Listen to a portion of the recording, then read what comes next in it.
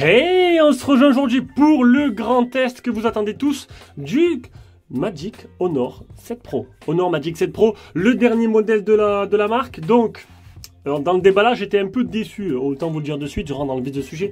J'étais déçu parce qu'en fait, la forme, c'est exactement la même. Alors, il y a quelques trucs qui vont différencier. Il est un peu plus large. Mais voilà, on a la même forme. J'ai l'impression de passer comme vous, utilisateur iPhone, d'un iPhone 14 à un iPhone 15. Ou voilà, t'as compris quoi. Je suis pas pro iPhone, mais t'as compris. Donc du coup, c'est vrai que ça change pas beaucoup. Mais autant vous le dire de suite, j'ai adoré. Voilà, j'ai adoré mon Magic 6 Pro, j'adore mon Magic 7 Pro. C'est un modèle de près, c'est bien dommage. J'aurais bien aimé passer sur ce modèle-là et le garder. Parce qu'en fait, la prise en main est légèrement différente et c'est vrai que ça fait de la nouveauté, même si, bon, on a Magic OS en version 9 avec quelques petits rajouts qui sont plutôt sympathiques. C'est une ROM, pour moi c'est une des ROM les plus complètes et les plus agréables, les plus personnalisables, hein. Franchement je me suis régalé avec. Là c'est l'interface de mon Magic 6 que j'ai juste fait un clonage, hein. J'ai rajouté quelques trucs mais je me suis bien amusé avec. Et là niveau prise en main, ben écoutez, j'adore comme l'autre. Donc du coup voilà, il est légèrement moins incurvé. Voilà, il est légèrement moins incurvé pour ceux qui sont un peu réfractaires aux écrans incurvés. Cette année, le haut de gamme, c'est plus des écrans plats ou légèrement incurvés. Et c'est ce qui s'est passé avec ce modèle-là aussi. Voilà, on va dire c'est moins prononcé. Du coup, c'est un peu plus agréable, je l'avoue. Je dois l'admettre. Allez, un téléphone qui vient de chez Trading, je vous mettrai un lien d'achat en description. Si vous voulez le commander, vous pouvez passer par ce lien. Ça permet de m'aider. Et ça aussi, ça vous fait une petite remise à vous. Et qu'est-ce que je voulais dire d'autre ? Voilà, je vous expliquerai tout dans la vidéo. Tu veux t'abonner, petit pouce bleu, petit commentaire, un petit don sur YouTube, tu auras les vidéos en avance, patati patata, et voilà, et on commence de suite par les caractéristiques et le design.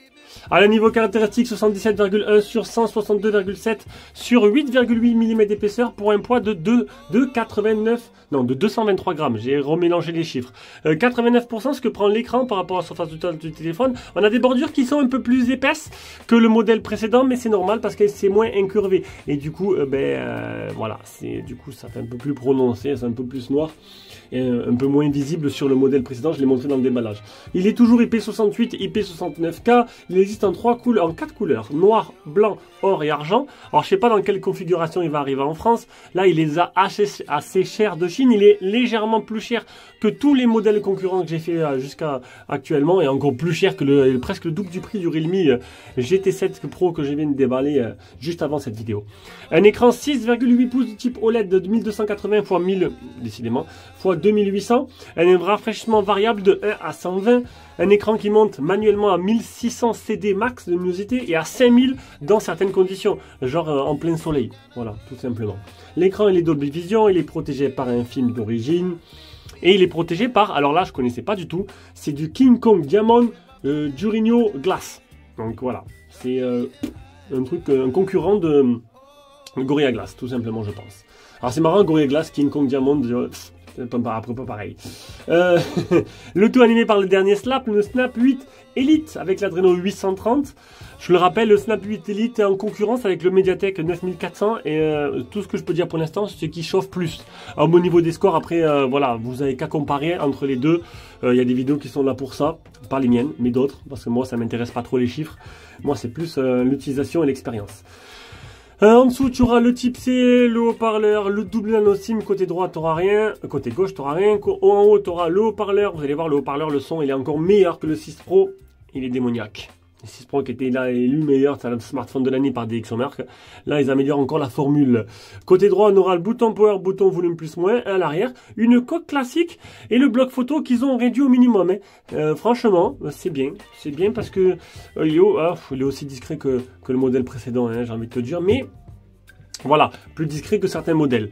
La bloc photo dedans, tu as un 50 mégapixels, un OVH 9000, donc Omnivision, ouverture variable de 1.4 à 2.0, un grand angle et macro de 50 mégapixels, ouverture 2.0, et un téléobjectif de 200 mégapixels de chez Samsung, et un capteur TOF de 0,3 mégapixels. À l'avant, un selfie 50 mégapixels, voilà, tac, avec la reconnaissance faciale. Alors, reconnaissance faciale, l'une des meilleures du marché sur Android parce que du coup, il y a double capteur. Elle réagit super bien et c'est ce qui me plaît beaucoup aussi chez les Honor. Voilà, ça c'est pas Honor ou Huawei, c'est pareil, c'est le même combat. Qu'on me dise pas que c'est deux boîtes séparées, c'est pas possible. Il partage tout. Encore. Après, on a le zoom optique, c'est un x2 seulement, j'ai envie de te dire, comparé à la concurrence, c'est un peu pas beaucoup. Hein. Digital x100. Le capteur d'empreinte qui se trouve sous l'écran ici. Alors là, le capteur d'empreinte, il n'a pas marché parce que c'est la reconnaissance faciale. Donc très rapide le capteur d'empreinte. Au niveau des bandes 4G, 5G, il est full 4G, full 5G. Donc avant qu'on me pose la question, regardez la vidéo. Il est 100% compatible au réseau France. Il a le Play Store. Il va manquer OK Google, Android Auto et Google Pay. Voilà, en gros c'est ça. Android Auto, j'ai pas de solution. OK Google, j'ai fait ça. La barre là, toute de recherche, tu cliques dessus, c'est pareil. Voilà, je t'écoute. C'est la même chose. Et Google Pay, j'utilise l'application de ma banque. Et ça marche très bien. Oui, le NFC fonctionne. Je ne vois pas pourquoi on dirait qu'il ne fonctionne pas. Au niveau des connectivités, Wi-Fi 7, Bluetooth 5.4, donc les dernières normes. 5850 mAh de batterie, recharge rapide 100 watts. Recharge sans fil 80 watts. Recharge sans fil magnétique et recharge inversée. Donc l'écran, rien à dire. Hein, c'est superbe, c'est magnifique, c'est beau. Je suis pas là à mesurer, alors je pourrais le faire, mesurer exactement si je monte à 1600 nits maximum avec un luxmètre que je n'ai pas encore reçu. Peut-être que je le ferai, mais est-ce que ça va vous apporter grand chose? Est-ce que la colorimétrie de l'écran, ça vous intéresse vraiment? Parce qu'on est sur du haut de gamme. À ce niveau-là, c'est pas mal. Je vais monter la luminosité. Voilà, je voulais voir s'il n'y avait pas trop de notifs. Voilà, je monte la luminosité. À ce niveau de tarif, là, on est sur quelque chose de plutôt très bien. Très bien. Les écrans, ils sont toujours magnifiques. Hein. Même sur les bas de gamme, j'ai envie de te dire, c'est rare que j'ai un téléphone où l'écran... Maintenant, les écrans, ils sont toujours superbes, j'ai envie de te dire. Voilà. Donc du coup on passe directement à la partie logicielle, on est sur magicOS en version 9 que j'attends toujours sur mon Magic 6 Pro d'ailleurs pour voir les nouveautés. Donc les nouveautés c'est des petits ajouts un peu supplémentaires. Alors déjà magicOS, la dernière version, je trouve que c'est une des ROM les meilleures pour moi. Alors moi ce que j'aime c'est personnaliser, on peut voir là, voilà. C'est personnalisé, j'adore mettre les icônes, j'adore un peu mettre à mon goût. Et je trouve ça beau, joli, attrayant, chatoyant. Et mieux que les ROM concurrentes. Xiaomi a fait un truc sympa aussi. Oppo c'est un peu plus austère. Après c'est les goûts et les couleurs, tout simplement.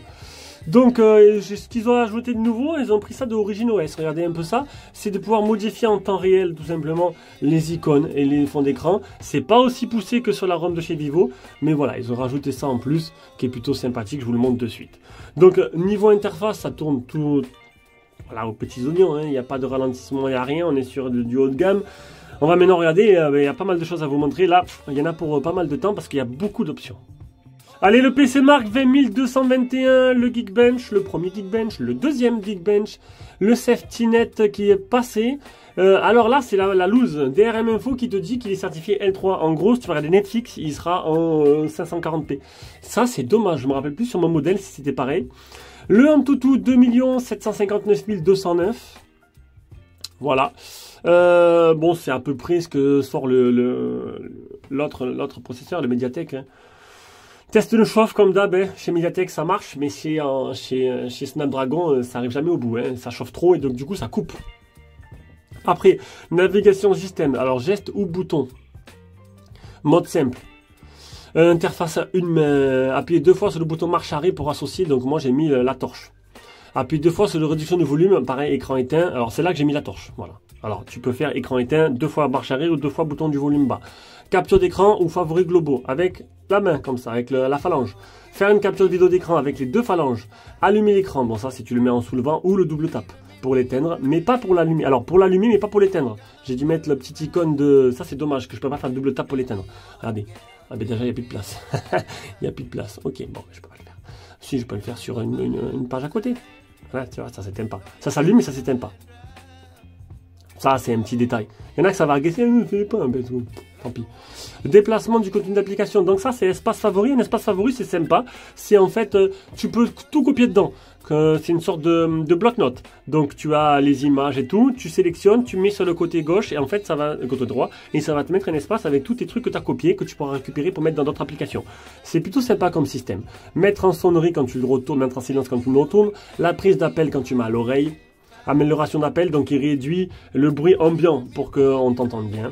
Les embellissements appel vidéo, ça c'est que pour WeChat. Donc ça c'est pareil, quand tu appelles, la IA va analyser et suivant les bruits ambiants, moi j'ai mis un mode intelligent. Donc du coup il va analyser un peu les bruits ambiants et il va les atténuer. Donc l'espace favori, c'est ce que je vous ai expliqué tout à l'heure. L'espace sécurité, donc tu as un espace parallèle, tu vas faire un double logiciel, un double système dans le téléphone. protection contre les escroqueries, alerte urgence, trousseau d'accès pour mettre des mots de passe, anti-virus, verrouillage des applications, coffre-fort. Le Magic Capsule, c'est comme c'est le truc en haut là, ça marche pour Spotify, pour l'horloge, c'est comme Dynamic Island de chez iPhone. Bon, maintenant ils l'ont tous copié à Vivo, Oppo, ils l'ont tous repris. Bon, après à un niveau minime, franchement. Alors il y en a qui ça va pas leur plaire. De toute façon, après on peut pas plaire à tout le monde, hein. Chacun aura son téléphone favori. Écran confort des yeux, ils ont vachement poussé le truc un peu loin. C'est pour, voilà, tu as pas mal de capteurs qui analysent un peu la température, la couleur ambiante plutôt plus que la température, et qui va adapter en fonction de ça le contraste, la luminosité pour que tu n'aies pas à forcer des yeux, surtout le soir. Voilà, soin oculaire, défocalisation, tonalité naturelle, confort des yeux. Tu l'actives ou tu l'actives pas, c'est à toi de voir. Portail magique, bon, ça je vous ai déjà expliqué tout à l'heure. Honor Lens, reconnaître les contenus de l'écran. Geste aérien devant le téléphone, donc pour passer, pour revenir, et même les gestes avec les yeux qu'on va le voir juste après.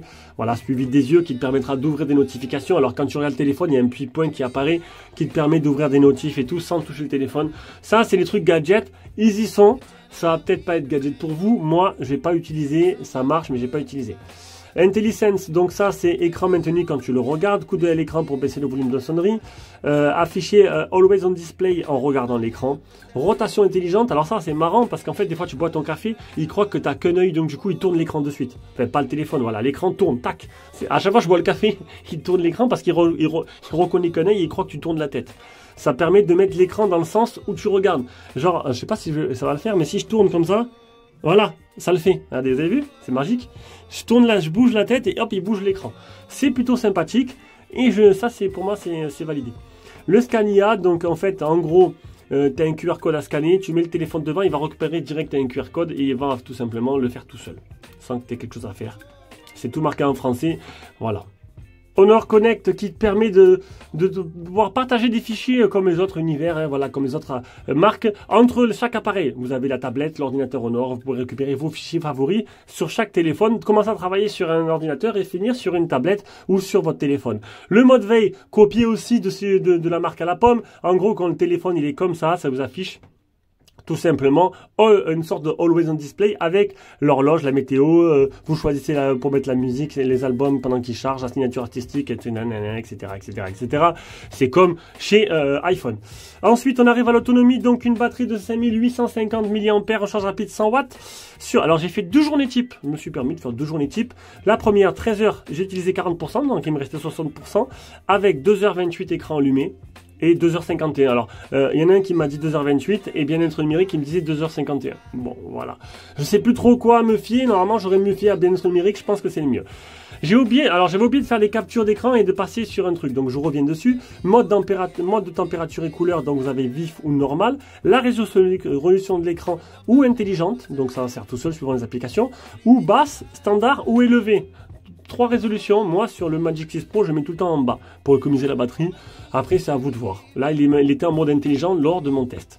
Fréquence de rafraîchissement dynamique, standard ou élevé, donc dynamique c'est de 1 à 120. Amélioration vidéo pour améliorer les vidéos quand vous les regardez, donc après ça va utiliser la batterie, par contre c'est l'IA qui va générer ça pour avoir un meilleur affichage. Ça je vous l'ai montré. Écran d'accueil style, ils ont un peu modifié les trucs, c'est plutôt sympathique, donc on peut changer le police, les icônes, les thèmes, il est vachement personnalisable, là-dessus il n'y a pas de problème. Style d'écran d'accueil classique ou tiroir, l'Always on Display. Alors là, le Display, ça fait longtemps que j'avais pas parlé de ça, parce que du coup avant, j'avais aucune notif. Mais là il y a les notifs, donc du coup tu reçois tes notifs, donc du coup je le laisse, je l'ai activé. J'ai même activé sur le Magic 6 Pro, en gros quand je le prends, il m'allume l'Always on Display, et du coup après directement j'ai mis le levier pour activer, et du coup il s'est verrouillé tout seul. Ça permet de voir les notifs que tu as, et ça consomme pas beaucoup d'énergie parce qu'il est éteint que si tu appuies dessus ou que tu bouges le téléphone, donc ça va. À part si c'est dans la poche, là il s'activera pas. Deuxième jour d'autonomie, pareil sur 13 heures, j'ai utilisé pareil, 34%, un peu moins, mais j'ai un peu moins utilisé, 2h14 et 2h30 sur bien-être numérique. Donc du coup, j'ai un peu moins utilisé, j'ai un peu moins consommé. Mais voilà, on est quand même sur une utilisation classique de à peu près 35 à 40% par journée. Et ça, c'est un peu plus que le Mediatek. On passe sur la partie photo. Donc logiciel photo. Bon, ça change pas avec le modèle précédent. Donc on a cliché nocturne, on a portrait, on a photo. On a mode vidéo qui peut te permettre de filmer jusqu'en... Alors on va mettre... Oh, il n'y a que du 4K. Pas du 8K sur ce téléphone. Alors il y en a qui vont dire, il n'y a pas de 8K sur le téléphone alors que d'autres le permettent. Oui, bah écoute, après, est-ce que tu veux l'utiliser? Ça, j'en sais rien. Il y a un mode pro, un mode plus, couverture, film, ralenti, timelapse, light painting, panorama, filigrane, super macro, haute résolution, scène multividéo, trouver un document. Et voilà. En mode photo, tu as quoi? Ici, tu as les couleurs, tu choisis. Couleurs vives, alors ça c'est comme un peu comme les modes Hasselblad ou Leica des autres téléphones. Donc tu as vif, naturel ou authentique. Moi j'aime bien vif, j'aime bien quand ça pète, il y en a qui vont pas l'aimer du tout. Chacun les goûts et les couleurs. Le flash, mode dynamique, le HDR. Les petits paramètres que je vais te montrer aussi. Donc l'IA, les filtres, les résolutions de l'écran. En vidéo, plutôt photo IA, mise au point intelligente, suivi des protagonistes, filigrane, étiquette, etc., etc., etc. Maintenant, ce que je peux te dire, c'est que DxOMark n'a pas encore le test au moment que je sors cette vidéo, enfin moi que je la filme déjà, peut-être qu'elle sortira après sur DxOMark. DxOMark l'année dernière, le Magic 6 Pro était premier partout, le premier le son, premier la photo, premier la vidéo, premier tout, l'autonomie, premier sur partout, de partout, numéro 1. J'étais pas trop d'accord avec eux, même si c'était un très bon téléphone qui m'a beaucoup plu. Moi, pour moi, la photo, ça reste toujours Vivo. Bon, la portée étendard, pour moi, c'est Vivo, j'adore. Les photos sont toujours magnifiques, toujours parfaites. La mise au point est exceptionnelle. La mise en avant des sujets que tu prends, c'est avec le flou derrière, c'est vraiment fantastique. Là, j'ai pas retrouvé encore. Alors, c'est une belle qualité, certes, hein, mais j'ai pas retrouvé cette qualité-là que je trouve sur les autres modèles. Et pour moi, je n'arrive pas à voir la différence entre le Magic 6 Pro. De toute façon, vous allez pouvoir aller voir les photos que j'ai prises. Vous ferez vos propres avis, puis après, vous verrez les autres tests et c'est à vous de voir.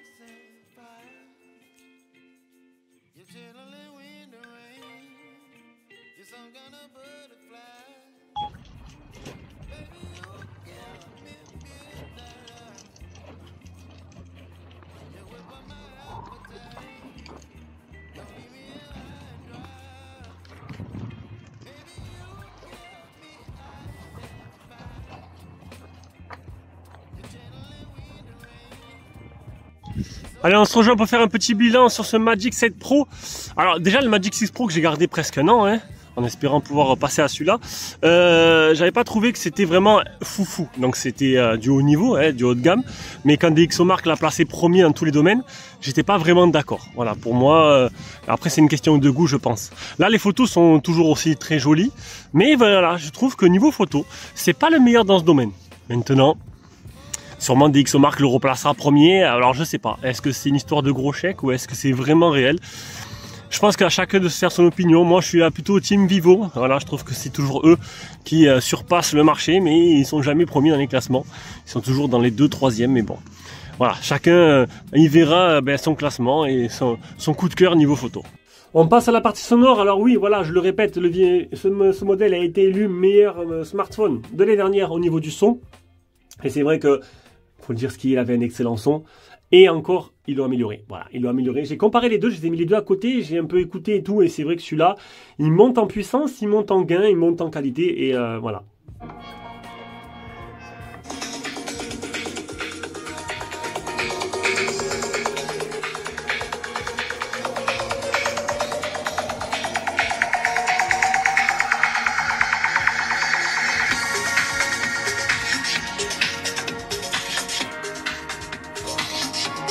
Et comparé à d'autres téléphones, le son, en haut comme en bas, alors il n'est pas aussi puissant en haut qu'en bas, par contre, niveau puissance, bon en bas il est plus fort comme d'habitude sur tous les téléphones, mais en haut, il n'est pas laissé de côté. C'est-à-dire qu'il est plutôt bon, et même en obstruant le haut-parleur du bas, on a un très bon son qui sont en haut, et ça c'est assez rare pour être souligné. On arrive à la conclusion de ce test, vous l'aurez compris, on ne change pas une formule qui gagne. Le Magic 6 Pro était un excellent téléphone qui a remporté beaucoup de prix. Et ils ont gardé exactement la même ossature. Ils ont essayé de l'améliorer un petit peu. C'est ce qu'ils ont réussi à faire. Hein. Alors je m'engage pas sur la partie photo là-dessus. Mais sinon, voilà, je l'ai adoré, je l'ai kiffé. Et j'aurais aimé pouvoir le garder. Je ne sais pas si ce sera possible ou pas, mais on verra bien. Allez, bisous, ciao ciao.